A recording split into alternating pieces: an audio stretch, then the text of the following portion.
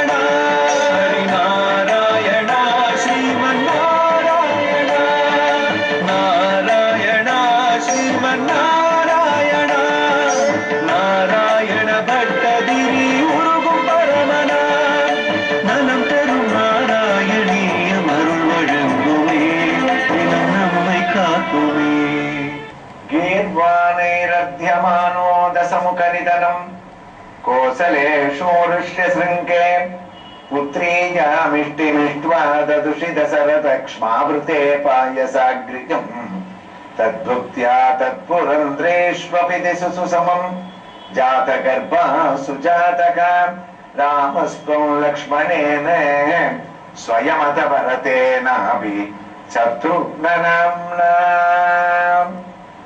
श्री வேணுகோபால கிருஷ்ணசுவாமியுடைய திருக்கோயிலிருந்து நாம் தொடர்ந்து நாராயணியத்தை ஸ்ரவணம் செய்து வருகின்றோம். இந்த திருக்கோயில் சென்னை பவளக்கார தெரு, முத்தையால்பேட்டை, கிருஷ்ணன் கோயில் தெரு சந்திக்கக்கூடிய இடத்தில் 700 ஆண்டுகளுக்கு மேல் பழமை வாய்ந்த ஒரு திருக்கோயில். இங்கு இருக்கக்கூடிய தாயார் சன்னதி, சக்கரத்தாழ்வார், ஆழ்வார் ஆச்சாரியர்கள், கோதை பிராட்டியான ஆண்டாளை தரிசித்தால் நமக்கு அடுத்ததாக இருக்கக்கூடிய ஒரு சன்னதி இப்போது நாம் தரிசித்துக் கொண்டிருக்கக்கூடிய ஸ்ரீராமச்சந்திரமூர்த்தி. ராமநவமியை கடந்து வந்த நாம் ஸ்ரீராமனை இந்த சித்திரை மாதத்தில் தரிசிப்பது நாம் செய்த அனைத்து பாவங்களையும் போக்க வல்லதாகும். நன்மையும் செல்வமும் நாளும் நல்குமே, திண்மையும் பாவமும் சிதைந்து தேயுமே என்ற ஒரு திருக்கோலத்துடன் ஒரு பக்கம் சீதை, மற்றொரு பக்கம் லக்ஷ்மண சுவாமி, பக்த ஆஞ்சநேயனாக அனுமன் இவர்களுடைய திவ்ய தரிசனத்தை எப்போதுமே அடைந்து கொண்டு காத்து கொண்டிருக்கக்கூடிய திருக்கோலத்தோடு இந்த திருக்கோயிலே ராமர் சன்னதியை நோக்கியவாறே 2 அனுமனுடைய சன்னதிகளும் பிரத்யேகமாக, அதாவது தனியாக அமைந்திருக்கின்றது. ஒருவர் பக்த ஆஞ்சநேயனாக இருக்கின்றார், மற்றொருவர் அந்த சஞ்சீவி மலையை தான் தாங்கிக் கொண்டிருக்கக்கூடிய சஞ்சீவி ஹனுமானாக நமக்கு இங்கு எழுந்தருளி இருக்கின்றார். வெண்ணைக்காப்பு சாத்தி இந்த சஞ்சீவி ஹனுமானை வழிபட்டால் அவர்கள் நினைத்த காரியங்கள் நடக்கும் என்ற ஒரு பிரார்த்தனையும் இங்கு பக்த ஜனங்கள் அனுஷ்டிக்கிறார்கள். இந்த ஸ்ரீராமச்சந்திரமூர்த்தி சத்தியத்தின் இருப்பிடமாக வாழ்ந்த அந்த மூர்த்தி இடத்தில் கண்ணனுடைய திவ்ய சரித்திரத்தை ராமன் பரம குதூகலத்துடன் கேட்கக்கூடிய ஒரு திவ்ய தரிசனத்துடன் நாமும் 2 பூர்ண அவதாரங்களை மனதில் சிந்தித்துக் கொண்டே நாராயணியத்திற்குள் நுழைவோம். குருவாயூர் கஷேத்திரத்தில் அந்த நாராயண சரஸ் என்று பகவான் நாமமிட்டு அவன் கர்ப்ப கிரகத்திலே குடிக்கொண்டான். அந்த சுவாமியை திவ்ய தரிசனம் செய்வதற்காக நாம் அந்த கிழக்கு நடை வழியாக உள்ளே நுழைகின்றோம். இந்த திருக்கோயிலுடைய அமைப்பு ஆச்சரியமான ஒரு அமைப்பு.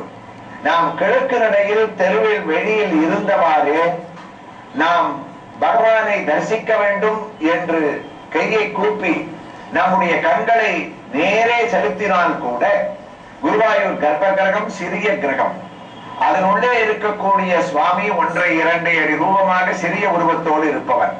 அவன் முழுவதும் நமக்கு தரிசனம் அளிக்கக்கூடிய அளவிற்கு தான் கோயிலுக்குள் வர முடியாவிட்டால் கூட வீதியில் இருந்தவாறே, கிழக்கு நடையில் இருந்தவாறே அவர்கள் தன்னை கூப்பிடும் போது தொலை தூரத்திலிருந்து அவர்களுக்கு தரிசனத்தை அளிக்கக்கூடிய கருணை வள்ளலாக குருவாயூரப்பன் இருக்கின்றான். அவனை அங்கிருந்தும் தரிசனம் செய்து கொண்டு நேரே எப்போது காண்போம், உள்ளே நுழையலாம், அருகிலிருந்து அவனை தரிசிக்கலாம் என்ற பக்திமயத்தோடு அவருடைய திருநாமத்துடன் கிருஷ்ணா குருவாயூரப்பா ரட்சிக்கனே என்று அந்த கொடிக்கம்பத்தை தாண்டும் போது நாம் அங்கு அழகான 3 பெரியவர்களை தரிசனம் செய்து கொண்டு சற்றே திரும்பி பார்க்கின்றோம். இந்த சுவாமியினுடைய கொடிக்கம்பத்திற்கு முன்னால் 2 பெரிய திண்ணைகள்.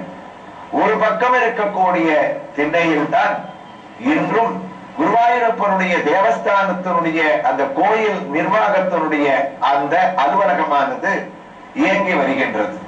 இந்த இடத்திலே அழகான ஒரு கதையை கூறுவார்கள். முன்பெல்லாம் இந்த தேவஸ்தான அலுவலகத்திற்கு மேல் இருக்கக்கூடிய கம்பத்திலே ஒரு 5-6 கொம்பு முளைத்த தேங்காய்களை அப்போது கட்டி வைத்திருந்தார்கள்.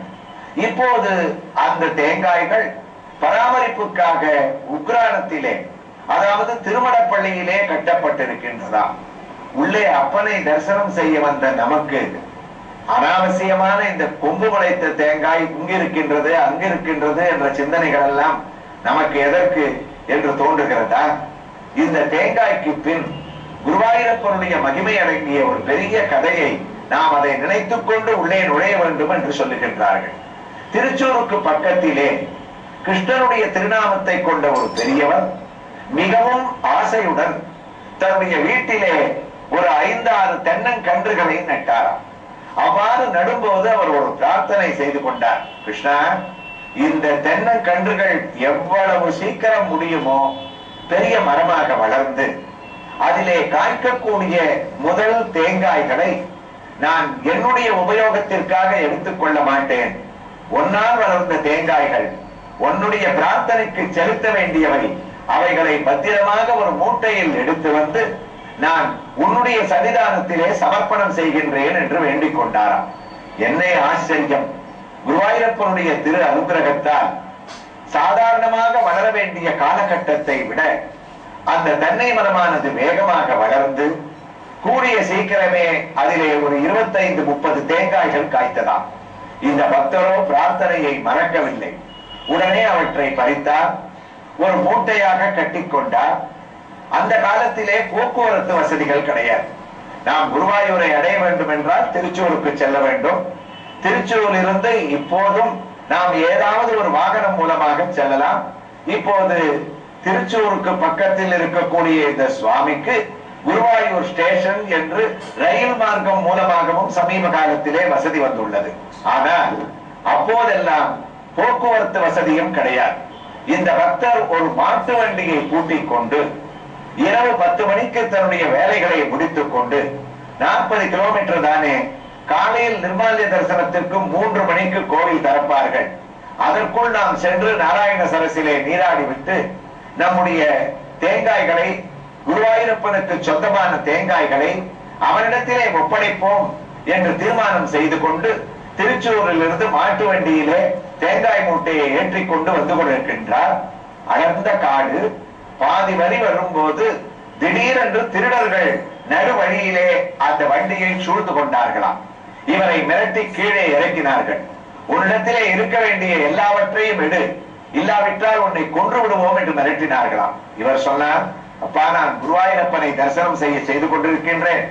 அவனுக்கு சமர்ப்பணம் செய்ய வேண்டிய உண்டியல் பணம், அது தவிர எனக்கு என்னிடத்தில் வேறு ஒன்றும் கிடையாது, என்னை விட்டுவிடுங்கள் தான். உடனே அந்த திருடர்கள் கூறினார்கள், அதோ பெரிய மூட்டையை வண்டியிலே வைத்துக் கொண்டு என்னிடத்தில் ஒண்ணுமே இல்லை என்று ஒரு பொய்யை கூறுகிறாயே, அந்த மூட்டையை இறக்கு என்று அவர்கள் அதட்டினார்கள். உடனே இந்த பெரியவர், அப்பா, இது என்னுடைய மூட்டையாக இருந்தால் நான் கொடுத்து விடுவேன். உள்ளே இருப்பதும் பெரிய வஸ்து ஒன்றும் அல்ல. நீங்கள் நினைப்பது போன்ற தங்க ஆபரணங்களோ பண பொக்கிஷமோ இல்லை. 25-30 தேங்காய்கள் இருக்கும். அந்த தேங்காய்களையும் உங்களுக்கு நான் கொடுத்து விடுவேன், எனக்கு தேவையில்லை. ஆனால் அது பிரார்த்தனை தேங்காய்கள், குருவாயூரப்பனுக்கு சொந்தமானவை.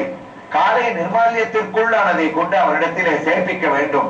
என்னுடைய வஸ்து அல்ல, இந்த தேங்காய்கள் குருவாயூரப்பனை சேர்ந்த தேங்காய்கள் என்று கூறினார். உடனே திருடர்கள் ஏளனமாக சிரித்தார்களாம். என்னையா இது வேடிக்கையாக இருக்கின்றது? தேங்காயில் உன்னுடைய தேங்காய், என்னுடைய தேங்காய், குருவாயூரப்பனுடைய தேங்காய் என்று ஏதாவது பிரத்யேகமாக இருக்கின்றதா?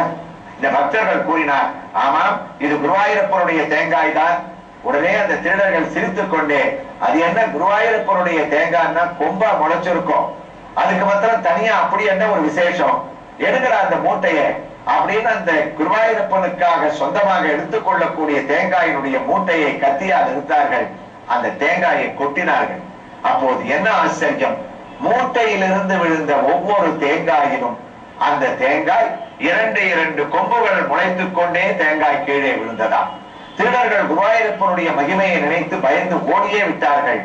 இவரும் கண்ணீர் மல்க, கண்ணா என்னே உன்னுடைய கருணை என்று அந்த வண்டியை ஓட்டிக்கொண்டு அந்த கொம்பு முளைத்த தேங்காயினுடைய விவரங்களை தேவஸ்தானத்தில் தெரிவித்து பகவான் கண்ணனுக்கு அதை அர்ப்பணம் செய்தார்கள். அதனால் பல காலம் அந்த தேவஸ்தான ஆபீஸுக்கு மேலேயே அந்த மண்டபத்தில் வருபவர்களுடைய ஒரு பார்வைக்கு கொம்பு முளைத்த அத்தனை தேங்காய்களையும் கட்டி வைத்திருந்தார்கள். இப்போது அது உத்தரான அறைக்கு மாற்றப்பட்டு உள்ளது.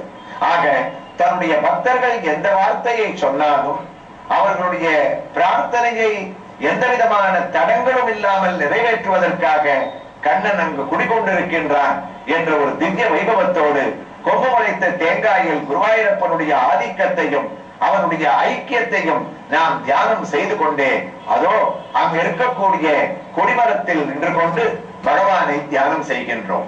இந்த கொடிமரத்திலே கண்ணனுக்கு இதை சுற்றி 3 முறைகள், ஒரு நாளைக்கு தினமும் 3 வேளைகள் கண்ணன் சுற்றக்கூடிய ஸ்ரீவேலி பிரதட்சணம் என்ற அழகான ஒரு பிரதட்சண பூஜையானது இங்கே நடைபெறுகின்றது. உத்தமமான யானை மேல் உற்சவமூர்த்தியான கண்ணன் மேல தாளங்களுடன் தான் இங்கே எழுந்தருளுகின்றான். ஆம், ஒரு நாளைக்கு 3 முறை எழுந்தருளுகின்றான். காலை 7 முதல் 7:30 மணிக்குள், மாலை 4 முதல் 4:30 மணிக்குள், இரவு 4 புறங்களிலும் லட்சம் தீபங்களை ஏற்றி கோலாகலமாக இந்த யானையை அலங்கரித்து கடைசி ஸ்ரீவேலி பிரதட்சணமாக கண்ணன் நம்பூதிரி அந்த மூல விக்கிரகத்திலிருந்து உத்தரவு பெற்று உற்சவமூர்த்தியை கைத்தாங்கலாக கைத்தல சேவையாக அவனை வெளியே எழுந்தருள செய்ய அந்த யானை மீது நம்பூதிரியினுடைய மடியிலே அவன் பவனி வர அமர்ந்து கொண்டதும் முன்னால் நாதஸ்வர கோஷ்டி, அதற்கு முன்னால் செண்டா வாத்தியங்கள், நடுவிலே கம்பீரமான குருவாயூரப்பன் என்று இந்த கொடிக்கம்பத்தில் இருந்து தினமுமே இந்த ஸ்ரீவேலி பிரதட்சணமானது கம்பீரமாக ஆரம்பிக்கின்றது. அது மட்டுமா, பின்னால் வரக்கூடிய பக்தர்கள் எல்லாம் ஹரே ராம ராம ராம ஹரே ஹரே, ஹரே கிருஷ்ணா கிருஷ்ண கிருஷ்ண ஹரே ஹரே என்று யானை அசைந்து அசைந்து மகாவிஷ்ணுவனுடைய நடையை கஜகதி என்று அழகாக மகான்கள் வர்ணிப்பார்கள். யானை போல் எம்பெருமான் நடப்பானாம். ஸ்ரீராமச்சந்திர மூர்த்தியை கம்பர், வால்மீகி, ஆழ்வார்கள், ஆச்சாரிய சிரேஷ்டர்கள் வர்ணிக்கும் போது அவனுடைய நடையை வா போகுவா இன்னும் வந்து ஒரு கால் கண்டுபோ என்று கஜ சிம்மகதி வீரோ சார்தூல விஷபோகமோ பத்மபத்ர விசாலாட்சோ கட்கதூணி தருர்தரோ தயரதன் புதல்வன் என்பார், தாமரை கண்ணன் என்பார், புயலவன் மேனி என்பார் என்று ராமனுடைய நடையழகை யானையினுடைய நடையழகுக்கு ஒப்பிட்டு அழகாக வர்ணிப்பார்கள். அந்த ஸ்ரீராமச்சந்திரமூர்த்தியினுடைய திவ்ய சன்னதியிலே அமர்ந்து கொண்டு அவனுடைய திவ்ய சேவையோடு கண்ணன் யானை மீது நடக்கக்கூடிய நடையழகுடைய அந்த ஸ்ரீவேலி பிரதட்சணத்தை நாம் தரிசனம் செய்கின்றோம்.